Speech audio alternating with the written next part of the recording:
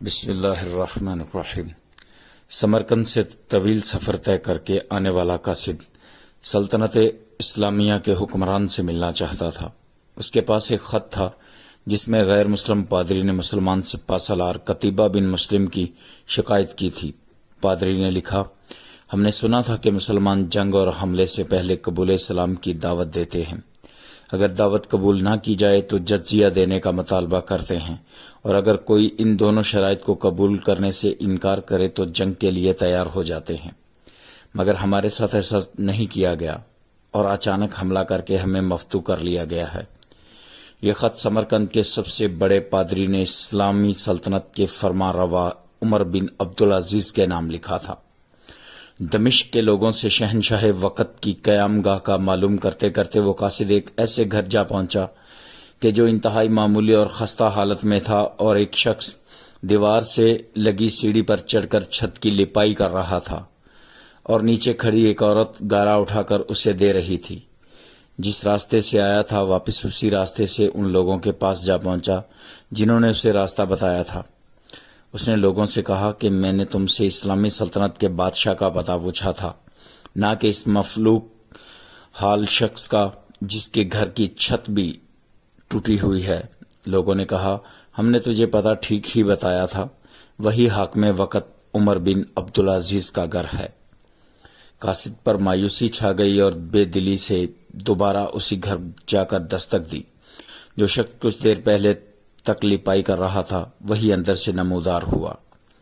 قاصد نے اپنا تعارف کرایا اور خط عمر بن عبدالعزیز کو دے دیا۔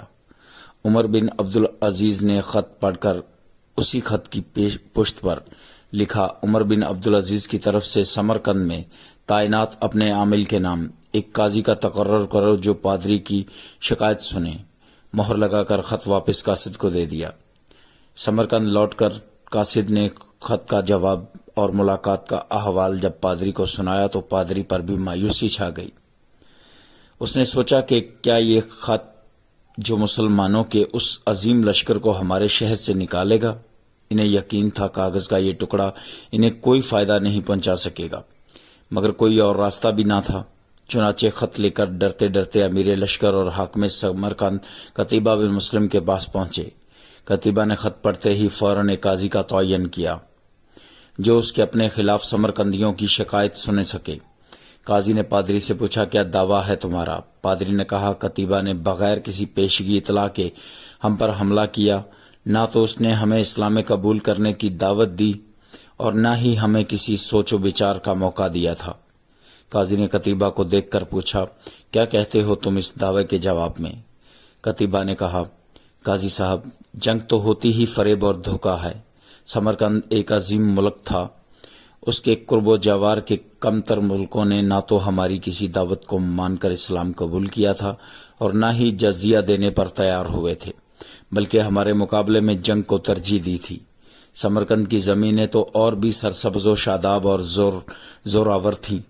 ہمیں پورا یقین تھا کہ یہ لوگ بھی لڑنے کو ہی ترجیح دیں گے۔ ہم نے موقع سے فائدہ اٹھایا اور سمرقند پر قبضہ کر لیا۔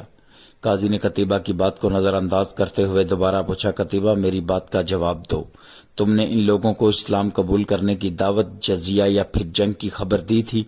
قتیبہ نے کہا، نہیں قاضی صاحب، میں نے جس طرح پہلے ہی عرض کر دیا ہے کہ ہم نے موقع سے فائدہ اٹھایا تھا۔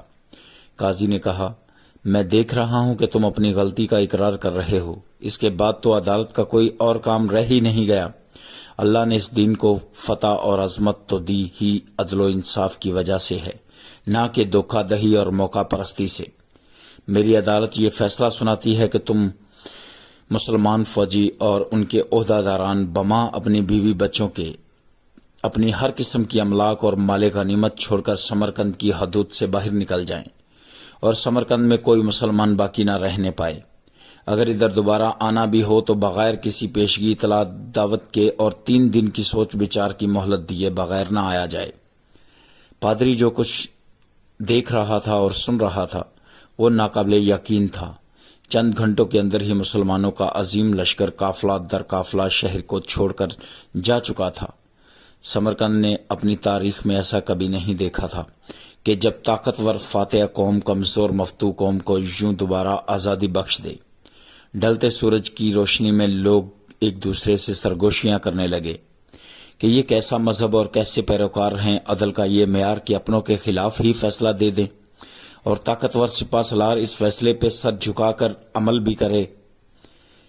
تاریخ گواہ ہے کہ تھوڑی ہی دیر میں پادری کی قیادت میں تمام شہر کے لوگ گھروں سے نکل کر لشکر کے پیچھے سرحدوں کی طرف دوڑے اور لا الہ الا اللہ محمد رسول اللہ صلی اللہ علیہ وسلم کا اقرار کرتے ہوئے ان کو واپس لے آئے کہ یہ آپ کی سلطنت ہے اور ہم آپ کی رعایا بن کر رہنا اپنے لیے فخر سمجھیں گے۔ دین رحمت نے وہاں ایسے نقوش چھوڑے کہ سمرقند ایک عرصہ تک مسلمانوں کا دارالخلافہ بنا رہا۔ کبھی رہبر دو عالم حضرت محمد صلی اللہ علیہ وسلم کی امت ایسی بھی ہوا کرتی تھی۔